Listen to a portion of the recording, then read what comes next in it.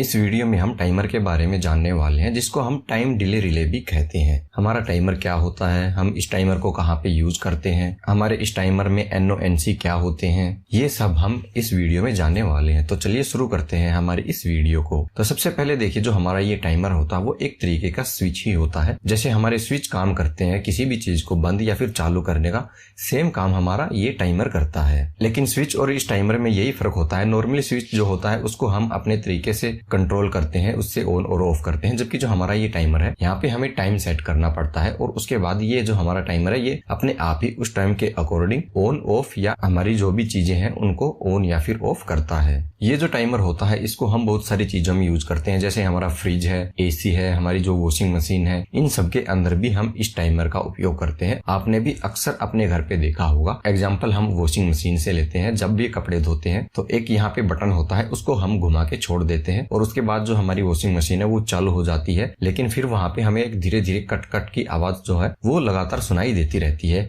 ये हमारा टाइमर होता है जो कि हमारी इस वॉशिंग मशीन को कंट्रोल कर रहा होता है। इस टाइमर का यहाँ पे यही काम होता है, जितनी भी मिनट यहाँ पे हमने सेट करी है उसके बाद अब ये वॉशिंग मशीन अपने आप ही बंद हो जाएगी। साथ ही ऐसे जो फ्रिज है वहां पे भी हमें ये एग्जाम्पल देखने को मिलता है। जैसे हमारी लाइट एक बार आ रही है, उस टाइम पे हमारा फ्रिज चल रहा है और एकदम से जो हमारी लाइट है वो कट जाती है और कटने के तुरंत बाद हमारी लाइट वापस आ जाती है। तो आपने देखा होगा जो हमारा फ्रिज या फिर AC है वो तुरंत ही चालू नहीं होते हैं, वो 1 मिनट 2 मिनट या 3 मिनट के बाद जाके चालू होते हैं। ये सारा जो खेल होता है वो टाइमर का ही होता है। अब यहाँ पे जो हम स्टार्टर के अंदर टाइमर यूज करते हैं वो मेनली इलेक्ट्रॉनिक टाइमर होता है, जिसको हम 5 HP से ऊपर स्टार डेल्टा मोटर के अंदर यूज करते हैं। अब इस टाइमर को यहाँ पे यूज किया ही क्यों जाता है, तो जैसा कि आप जानते होंगे जो हमारी मोटरें होती हैं वो स्टार्टिंग में हाई करंट कंज्यूम करती हैं। तो इस हाई करंट को कंट्रोल करने या फिर यूं कहें कि रिड्यूस करने के लिए ही हम यहाँ पे स्टार्टर का उपयोग करते हैं। ये जो हमारा स्टार्टर होता है ये स्टार्टिंग करंट को रिड्यूस कर देता है, जिससे जो हमारी मोटर बड़ी आसानी से ऑपरेट होती है। तो अब आपके मन में यही सवाल आया होगा कि आखिर जो हमारा ये स्टार्टर है वो किस तरीके से ये करंट को कंट्रोल करता है। तो इसको समझने के लिए आपको अब यहाँ पे ये सामने 2 फोटो दिखाई दे रहे हैं, इनकी मदद से समझना होगा। जो हमारी मोटर होती है उसमें 3 वाइंडिंग होती है। अब 3 वाइंडिंगों के यहाँ पे 6 सिरे आपको देखने को मिलते हैं। अब जो हमारी 5 HP तक की जो मोटरें होती हैं उनको सिंपली हम ड्यूअल स्टार्टर से चलाते हैं, यानी डायरेक्ट ऑनलाइन, जिसमें हम जो मोटर के कनेक्शन है कुछ यहाँ पे जो आपको दिखाई दे रहे हैं इस तरीके से करते हैं, यानी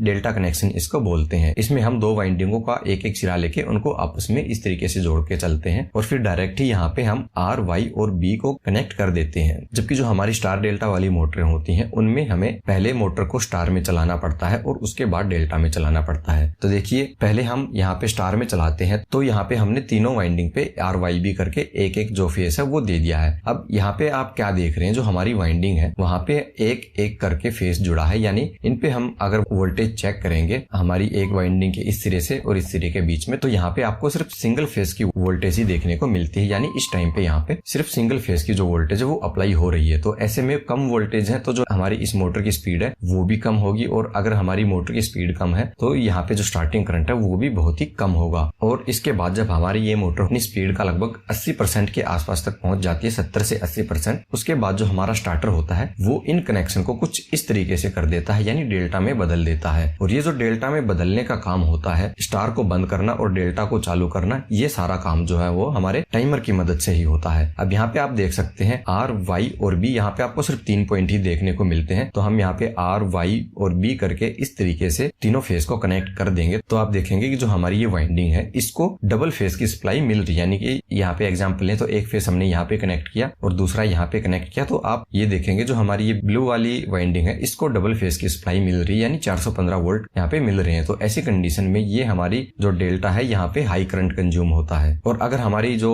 मोटर वो 80% पहुंच जाती है उसके बाद हमारा जो ये डेल्टा वो चालू होता है, फिर हमें यहाँ पे कोई हाई करंट देखने को नहीं मिलता है। तो इसीलिए हम यहाँ पे स्टार्टर का उपयोग करते हैं और इस स्टार्टर में जो हमारा ये टाइमर होता है वो टाइमर ही इन दोनों को आपस में स्विच करने का काम करता है। आगे बढ़ने से पहले दोस्तों हम आपको बताना चाहेंगे, आप सभी के लिए हमने कुछ ई बुक्स बनाई है जो कि ट्रांसफॉर्मर, MST या मोटर स्टार्टर, AC रिपेयरिंग से रिलेटेड कुछ ई बुक है जिनसे आपको बहुत कुछ सीखने को मिलेगा। अगर आप हमारी ये ई बुक खरीदना चाहते हैं तो नीचे डिस्क्रिप्शन में दिए गए लिंक से आप हमारी ये ई बुक को खरीद सकते हैं। अब यहाँ पे ये सब कैसे होता है इसको समझने के लिए आपको ये देखना होगा। जो हमारा स्टार्टर होता है वहाँ पे हम 3 कॉन्टेक्टर यूज करते हैं, एक हमारा मेन कॉन्टेक्टर, एक डेल्टा कॉन्टेक्टर और एक स्टार का कॉन्टेक्टर। अब जो हमारा मेन कॉन्टेक्टर होता है ये तो हमेशा चालू रहता है, जब हमारी मोटर चालू है तो हमारा ये मेन वाला कॉन्टेक्टर भी चालू ही देखने को मिलेगा, और साथ में आपको स्टार्टिंग में ये स्टार वाला जो कॉन्टेक्टर है ये चालू मिलेगा। अब जैसे जो हमारी मोटर है वो 80% स्पीड अचीव कर लेती है तो उसके बाद जो हमारा ये टाइमर होता है इसमें हमें टाइम सेट करना पड़ता है, और उतने टाइम के बाद जो हमारा स्टार वाला कॉन्टेक्टर है हमारा टाइमर इस कॉन्टेक्टर को बंद कर देगा और इस डेल्टा वाले कॉन्टेक्टर को चालू कर देगा। अब आपको हमारा ये टाइमर आपको यहाँ पे दिखाई दे रहा है, कुछ इस तरीके का ये इलेक्ट्रॉनिक टाइमर होता है। आपको यहाँ पे जो ये A1 और A2 पॉइंट देखने को मिल रहे हैं, यहाँ पे हम इस टाइमर की ऑक्सिलरी सप्लाई कनेक्ट करते हैं। A1 और A2 पे किसी पे भी हम न्यूट्रल और किसी पे भी फेस दे देते हैं, लेकिन वैसे नॉर्मली हम A1 पे फेस देते हैं और A2 को न्यूट्रल से कनेक्ट करते हैं। इसके बाद आपको यहाँ पे एक ये 15 नंबर और 25 नंबर देखने को मिल रहा है।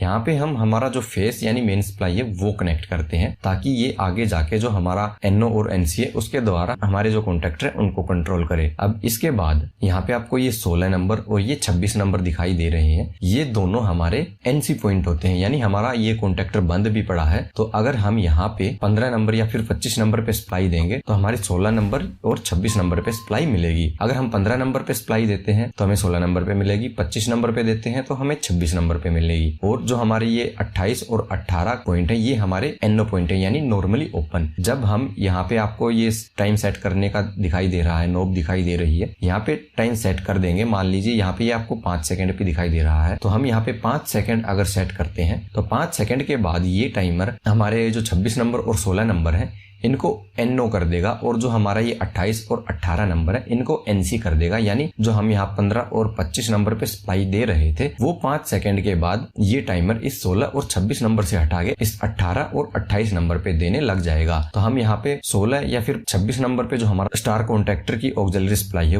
उसको यहाँ से देते हैं, जबकि जो हमारी डेल्टा कॉन्टेक्टर की ऑक्सिलरी सप्लाई यानी उसके A1 और A2 की कंट्रोलिंग सप्लाई होती है उसको हम 18 और 28 से देते हैं। अब यहाँ पे आप सही से समझ सकते हैं, जो हमारा 15 या 25 नंबर था वो यहाँ पे हमारी मेन सप्लाई थी, यहाँ पे आपको देखने को मिल रही है, और जो हमारा 16, 26 और 18 और 28 पॉइंट थे वो यहाँ पे देखने को मिल रहे हैं। हमारा 16 और 26 था जो NC था, जो कि नॉर्मली क्लोज रहता है जैसे आप यहाँ पे देख सकते हैं, और जो हमारा 28 और 18 नंबर है वो नॉर्मली ओपन रहता है जैसे आपको यहाँ पे दिखाई दे रहा है। तो जैसे ही हमारा जो ये टाइमर है ये सेट करते हैं, ये सेट टाइम के अनुसार इसमें टाइम पूरा होता है, तो जो हमारा ये NC पॉइंट था यहाँ से ये इसके साथ कनेक्ट हो जाएगा तो ये NC हो जाएगा और ये NO पॉइंट में बदल जाएगा। तो कुछ इस तरीके से जो हमारा ये टाइमर है वो काम करता है। अब इससे जुड़ा अगर आपका कोई भी सवाल है तो आप हमें नीचे कमेंट में पूछ सकते हैं। अब इलेक्ट्रिकल की और जानकारी के लिए आप हमारी ये लेफ्ट वाली और राइट वाली दोनों वीडियो देख सकते हैं।